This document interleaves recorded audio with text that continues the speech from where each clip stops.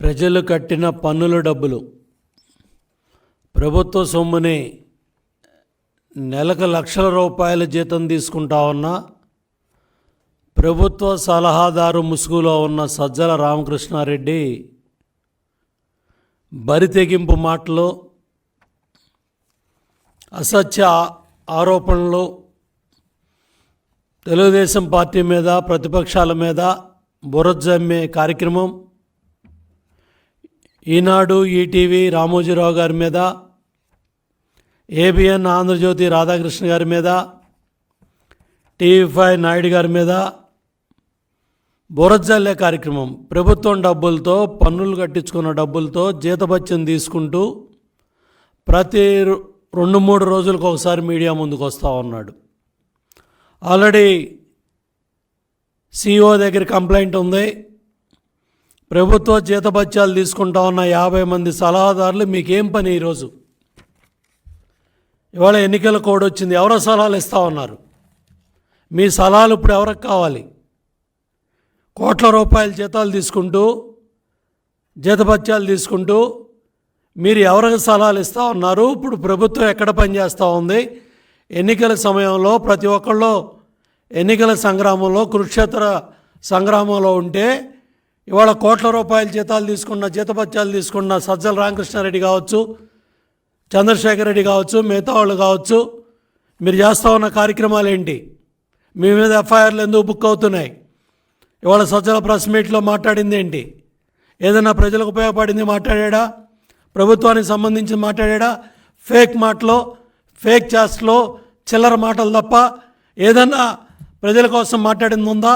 ఉపయోగపడేది ఉందా?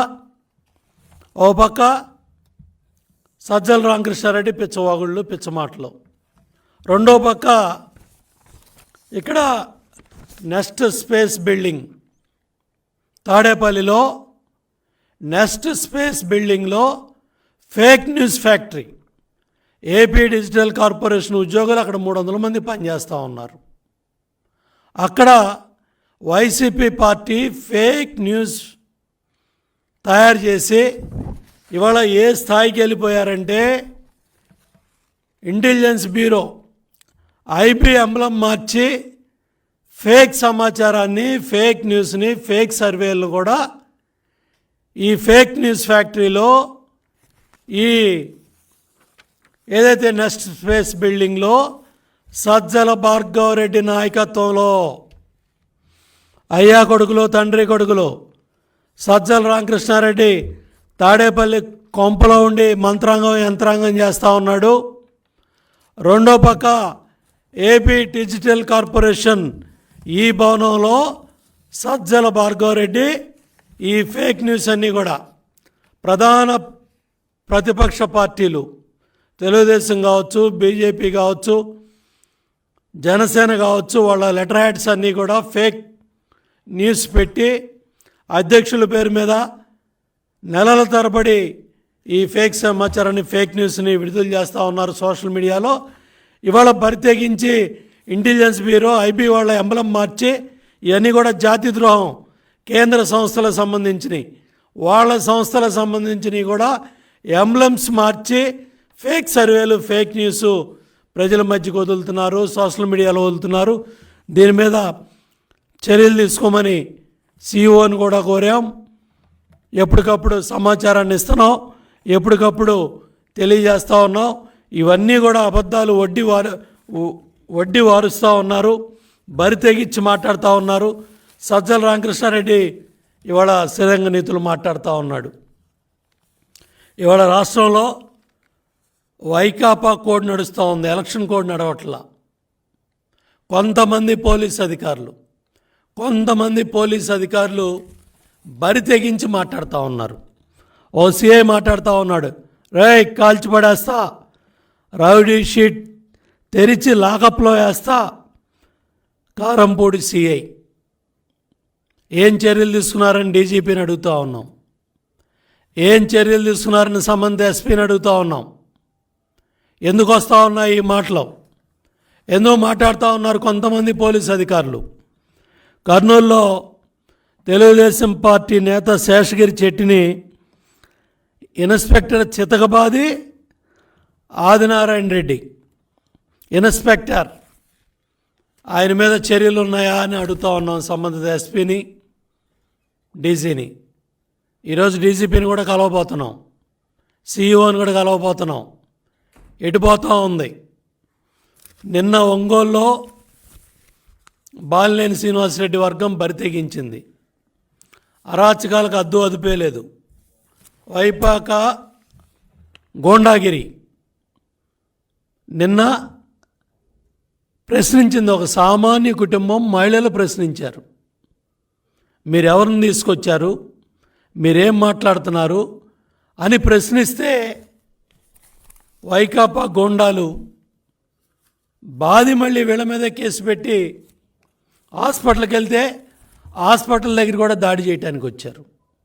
అపార్ట్మెంట్ మీద దాడికి వెళ్ళారు. స్వయంగా మాజీ మంత్రి బాలినేని శ్రీనివాసరెడ్డి వాళ్ళ కుటుంబ సభ్యులే బరి తెగించి దాడులు చేయించి ఇంకా ధర్నాలకి ఇంకా కలెక్టర్ కార్యాలయం దగ్గరికి హాస్పిటల్స్కి వస్తూ ఉన్నారంటే అక్కడ పోలీస్ యంత్రాంగం పనిచేస్తూ ఉందా? సంబంధిత పోలీసులు బాధ్యత తీసుకుంటారా? దీని మీద ఎంతమందిని అరెస్ట్ చేశారు, ఎంతమంది మీద కేసులు పెట్టారు, దీనికి సమాధానం చెప్పే పరిస్థితిలో పోలీస్ యంత్రాంగం ఉందా? ఇవన్నీ కూడా మళ్ళొకసారి సీఈఓ దృష్టికి కూడా తీసుకెళ్తున్నాం. ఎందుకంటే మొన్న బందర్లో అక్కడ మాజీ మంత్రి, బూతుల మంత్రి పేర్ని నాని, పేర్ని కిట్టు, అక్కడ పట్టపగలు బందర్లో తాలూకా స్టేషన్ దగ్గర ఎస్ఐను దుర్భాషలాడుతూ సీసీ కెమెరాలు పగలగొట్టి ఫర్నిచర్ పగలగొట్టి అక్కడ దాడి చేస్తే బెయిలబుల్ కేసులు పెట్టేశారు. ఒక హెడ్ కానిస్టేబుల్తో పోలీస్ స్టేషన్ పగలగొట్టించుకొని తిట్లు తిన్న ఎస్ఐని విఆర్కు పంపించేశారు. ఏం స్వామి భక్తి! ఎలక్షన్ కూడా ఉందనుకున్నారా? ఇంకా ప్రభుత్వం వైసీపీ ప్రభుత్వ పరిపాలన నడుస్తుంది అనుకుంటున్నారా? జిల్లా కలెక్టర్, జిల్లా ఎస్పీ, కృష్ణా జిల్లా ఎస్పీ, కృష్ణా జిల్లా కలెక్టర్ కూర్చున్న హెడ్ క్వార్టర్స్లో బందరు తాలూకా స్టేషన్లో పట్టపగలు పోలీస్ స్టేషన్ మీద దాడి చేసి దౌర్జన్యం చేసి ఇంత దుర్మార్గానికి పాల్పడితే సైకిల్ దొంగతనం చేస్తే ఏ కేసులు పెడతారో ఆ కేసులు పెట్టారు. లేదా చిన్న చిన్న సెక్షన్లు పెట్టేశారు, బెయిలబుల్ సెక్షన్లు పెట్టేశారు. ఈ బరితెగింపు వల్ల, ఈ యువనేతల అరాచకాల వల్ల బందర్లో జరిగిన దుర్మార్గాన్ని, అరాచకాన్ని, పోలీస్ డిపార్ట్మెంట్ మీదే దాడి జరిగితే తిట్లు తిన్న పోలీస్ అధికారి విఆర్కి వెళ్ళాడు. ఎస్ఐ హెడ్ కానిస్టేబుల్తో కంప్లైంట్ ఇప్పించారు. ఇదే ముఠా, ఇదే గోండాలు వెళ్ళి వేరే వాళ్ళ మీద నెక్స్ట్ డే దౌర్జన్యం చేశారు మచిలీపట్నంలో. అంటే ఏం సందేశం ఇస్తూ ఉన్నారు? ఎందుకు ఈ దౌర్జన్యాలను సమర్థిస్తూ ఉన్నారు? ఎందుకు ఈ అరాచకాలని ప్రోత్సహిస్తూ ఉన్నారు? సిఓ కంప్లైంట్ చేశాం, డీసీపీ కంప్లైంట్ చేశాం, సంబంధిత ఎస్పీలకి, కలెక్టర్లకు కంప్లైంట్ చేశాం. యంత్రాంగాలు పట్టించుకోకపోవటం వల్లే ఒంగోలులో ఈ అరాచకం జరిగింది, ఈ గోండాగిరి జరిగింది, ఈ దుర్మార్గాలు జరుగుతున్నాయి, ఈ దౌర్జన్యాలు జరుగుతున్నాయి. కాబట్టి ఇమీడియట్గా పోలీస్ స్టాప్ పెట్టాలని సంబంధిత పోలీస్ అధికారుల్ని డిమాండ్ చేస్తున్నాం. మళ్ళీ ఈరోజు కూడా సీఈఓని కలిసి ఈ దుర్మార్గాల అరాచకాలన్నింటి మీద కూడా మరొక వినతిపత్రం ఈరోజు ఇస్తున్నాం.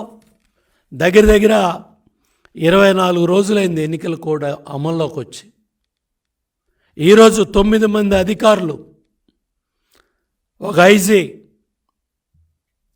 5 ఎస్పీలు, 3 కలెక్టర్లు బాధ్యతల నుంచి తప్పించబడ్డారు. ఎన్నికల బాధ్యతల నుంచే తప్పించబడ్డారు. ఎవరైతే సిఐడి కార్యాలయంలో, సిట్ కార్యాలయంలో హెరిటేజ్ కావచ్చు, చంద్రబాబు నాయుడు గారి కేసు తాలూకా పత్రాలు కావచ్చు, ఇన్నర్ రింగ్ రోడ్డు కేసు కాగితాలు కావచ్చు, ఇవన్నీ కూడా తగలబెట్టించిన ఆ సిట్ అధికారి చీఫ్ ఇవాళ అస్సాంకి బదిలీ చేయబడ్డాడు ఎన్నికల సందర్భంగా. ఎవరైతే తప్పు చేస్తూ ఉన్న అధికారులందరూ కూడా, ఎవరైతే తప్పులు చేస్తూ ఉన్న అధికారులందరూ కూడా మూల్యం చెల్లించుకుంటారు.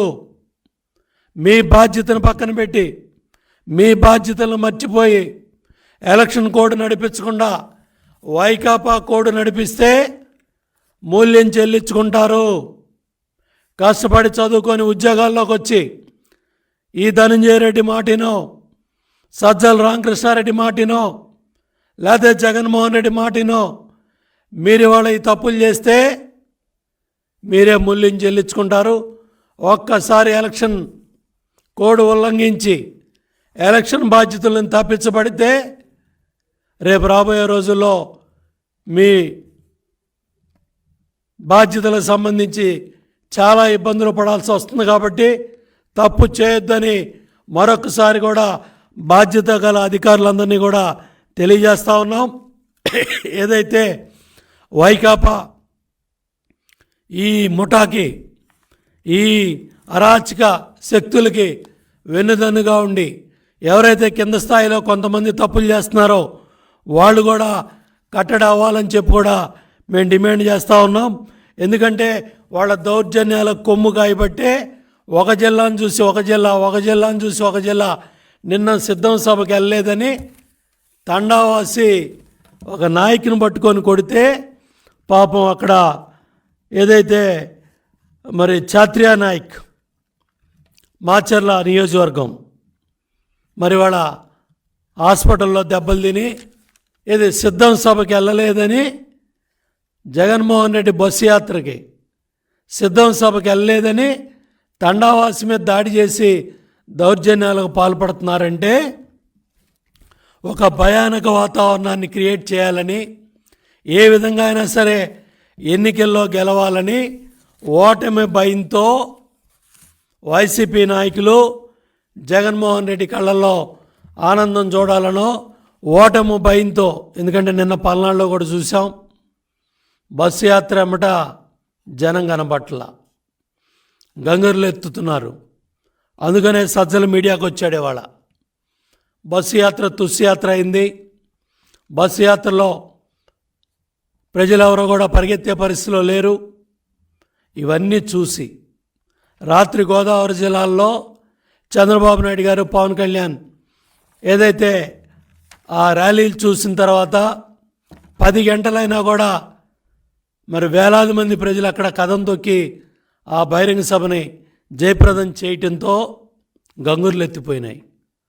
పొద్దున్నే ప్రభుత్వ డబ్బులు తింటా ఉన్న సజ్జల రామకృష్ణారెడ్డి మీడియా ముందుకొచ్చి రామోజీరావు గారిని, ఈనాడిని, ఈటీవీని, చంద్రబాబు నాయుడు గారిని పిచ్చి కోతలు, పిచ్చి మాటలు, పిచ్చి కోతలన్నీ కూడా కోస్తూ ఉన్నాడు.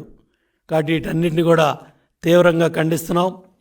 ఎందుకంటే ఇవాళ రామోజీరావు గారినో ఈనాడునో తిడితే ఆకాశంలో మరి పైకెత్తి మోకం తుమ్మితే ఆ ఉమ్మంతా కూడా మీ నెత్తి మీదే పడుతుంది. ఫేక్ కంపెనీలు ఏదైతే బ్రీఫ్ కేస్ కంపెనీలు పెట్టి సిబిఐ, ఈడీ కేసుల్లో ముద్దాయిగా ఉన్న మరి వాళ్ళ జగన్మోహన్ రెడ్డిని సమర్థిస్తూ ఈ సజ్జల రామకృష్ణారెడ్డి ఇవాళ సుప్రీంకోర్టు కేసేనో, లేకపోతే మార్గదర్శి మీద పడి ఏడుస్తానో, లేకపోతే ఈనాడు ఈటీవీ మీద పడి ఏడుస్తానో, పొద్దున్న లేస్తే మీరు ఎంత బురద జల్లినా కూడా బురద అంటే పరిస్థితి ఉండదు. అన్నిటికి కూడా న్యాయస్థానాల్లో కేసులు నడుస్తూ ఉన్నాయి. తప్పకుండా న్యాయం, ధర్మమే ఎప్పటికైనా గెలుస్తుంది. ఏదో ప్రజల సొమ్ము తింటూ ప్రజలకు ఉపయోగపడే కాకుండా ఈ విధంగా విషం చిమ్మే కార్యక్రమాలన్నీ కూడా సజ్జల రామకృష్ణారెడ్డి తీసుకుంటా ఉన్నాడు. చాలా స్పష్టంగా ఇవాళ అభివృద్ధి, సంక్షేమం 2 కళ్ళుగా తెలుగుదేశం పార్టీ పనిచేసింది. అదేవిధంగా ఈరోజు ఎన్డీఏ కూటమి తెలుగుదేశం, జనసేన, బీజేపీ ఏదైతే ఎన్డీఏ కూటమి ఉందో అభివృద్ధి సంక్షేమ ధ్యేయంగా ఇవాళ ఏదైతే తెలుగుదేశం ప్రభుత్వ హయాంలో మేము చేసిన అభివృద్ధి కార్యక్రమాలు కావచ్చు, సంక్షేమ కార్యక్రమాలు కావచ్చు, ఎస్సీ, ఎస్టీ, బీసీ, మైనార్టీ, మహిళ, రైతు కూలీ అభివృద్ధి కోసం చేసిన సంక్షేమ కార్యక్రమాలు కావచ్చు, ఎస్సీ, ఎస్టీ, బీసీ సప్లాన్స్ కావచ్చు, మరి పోలవరం 72% కావచ్చు, 68,000 కోట్లు ఇరిగేషన్ ప్రాజెక్టుల మీద మరి ఆ రోజు తెలుగుదేశం ప్రభుత్వంలో చేసిన పనులు కావచ్చు, ఇవన్నీ కూడా కళ్ళ ముందు కనపడతా ఉన్నాయి. ఈ 5 ఏళ్లలో ఇవాళ గ్రామీణ ప్రాంతాల్లో రోడ్లు గుంతలో పొడవలేని మీరు మళ్ళీ ఓట్లు అడిగే నైతిక హక్కు లేదని కూడా ఇవాళ ప్రజలు మిమ్మల్ని ప్రశ్నిస్తూ ఉన్నారు. ₹2 కిలో బియ్యం దగ్గర నుంచి, ₹50 హార్స్ పవర్ కరెంటు దగ్గర నుంచి, ₹30 పెన్షన్ దగ్గర నుంచి ఇవాళ ఏ కార్యక్రమం తీసుకున్నా కూడా ప్రతిదీ కూడా తెలుగుదేశం పార్టీ అధికారంలో ఉన్నప్పుడు ఈ అభివృద్ధి సంక్షేమ కార్యక్రమాలన్నీ కూడా జరిగాయి. తప్పకుండా రేపు రాబోయే రోజుల్లో కూడా అభివృద్ధి సంక్షేమమే 2 కళ్ళుగా మరి ఎన్డీఏ కూటమి అధికారంలో రావటం ఖాయం. చంద్రబాబు గారి నాయకత్వంలో తప్పకుండా ఏదైతే ఈరోజు చెప్తున్నారో అవన్నీ కూడా చేసి తీరుతామని చెప్పి తెలియజేస్తూ ఇవాళ ఎవరైతే తప్పు చేస్తా ఉన్నా అధికారులు కూడా మరొకసారి హెచ్చరిక చేస్తున్నాం. మీరు ఎన్నికల కోడ్ని అమలు చేయండి తప్ప వైకాపా కోడ్ని అమలు చేయొద్దని చెప్పి కోరుతా ఉన్నాం. తప్పకుండా ఏదైతే ఇవాళ మరి సిఇఓ గారిని కూడా కలవబోతున్నాం. ఇవాళ ఈ ఫేక్ న్యూస్ ఫ్యాక్టరీ అంతా కూడా ఈ భవనం నుంచే తయారవుతున్నాయి. దీని కర్త కర్మ క్రియ కూడా అక్కడ ఏపీ డిజిటల్ కార్పొరేషన్లో ప్రభుత్వ జీతాలు తీసుకుంటూ 300 మంది పనిచేస్తూ ఉన్నారు. ఆ 300 మందిలో మెజార్టీ సభ్యుల్ని వైకాపా కార్యకర్తల్ని, నాయకుల్ని అక్కడ దాంట్లో తీసుకొని వాళ్ళ ద్వారా సజ్జల రామకృష్ణారెడ్డి కుమారుడు సజ్జల భార్గవరెడ్డి నాయకత్వంలో తాడేపల్లిలో ఈ కార్యాలయంలో ఈ ఫేక్ న్యూస్ ఫ్యాక్టరీ తయారవుతుంది. నిన్న ఐబీ సంస్థ ఫేక్ లెటర్ కావచ్చు, అచ్చెన్నాయుడు గారి మీద పార్టీ లెటర్ హెడ్స్తో తయారు చేసే కార్యక్రమాలు కావచ్చు, అదేవిధంగా జనసేన, బీజేపీ అధ్యక్షులు వాళ్ళ పార్టీలకు సంబంధించిన ఫేక్ న్యూస్ అన్నీ కూడా ఈ కర్మాగారం, ఈ భవనం నుంచే తయారు చేస్తున్నారు, తయారవుతున్నాయి. దీని మీద సిఇఓకి కూడా కంప్లైంట్ ఇస్తాం. ఇమ్మీడియట్గా మరి ఏదైతే ఎన్నికల కమిషన్ కూడా మేము కోరుతాం, పోలీస్ యంత్రాంగానికి తగు ఆదేశాలు ఇచ్చి ఇమ్మీడియట్గా వీటి మీద ఒక్కసారి రైడ్ చేస్తే దీనికి సంబంధించిన కరపత్రాలు, దీనికి సంబంధించిన పత్రాలు, దీనికి సంబంధించిన ఫేక్ లెటర్ హెడ్స్ అన్నీ కూడా దొరుకుతాయి. సాయంత్రం డీజీపీని కలుస్తున్నాం, డీజీపీని డిమాండ్ చేస్తాం, సిఇఓకి కూడా కంప్లైంట్ చేస్తాం. అంటే ఏ స్థాయికి వెళ్ళారంటే వీళ్ళు ఐబీ లెటర్ను కూడా ఇది ఇంటెలిజెన్స్ బ్యూరో ఆఫ్ వీళ్ళ ఐబీ ఈ లెటర్స్ కూడా వాళ్ళ ఎంబ్లం కూడా ఫేక్, న్యూస్ కూడా ఫేక్. అంటే జాతి ద్రోహానికి కూడా పాల్పడుతున్నారు. జాతి సంస్థలు, కేంద్ర సంస్థలవి కూడా వీళ్ళు ఫేక్ లెటర్స్ తయారు చేస్తున్నారంటే వీళ్ళు జాతి ద్రోహానికి కూడా పాల్పడుతున్నారు. చాలా పెద్ద క్రిమినల్ కేసులు పెట్టాలి వీళ్ళ మీద, ఇమీడియట్గా చర్యలు తీసుకోవాలని డిమాండ్ చేస్తున్నారు.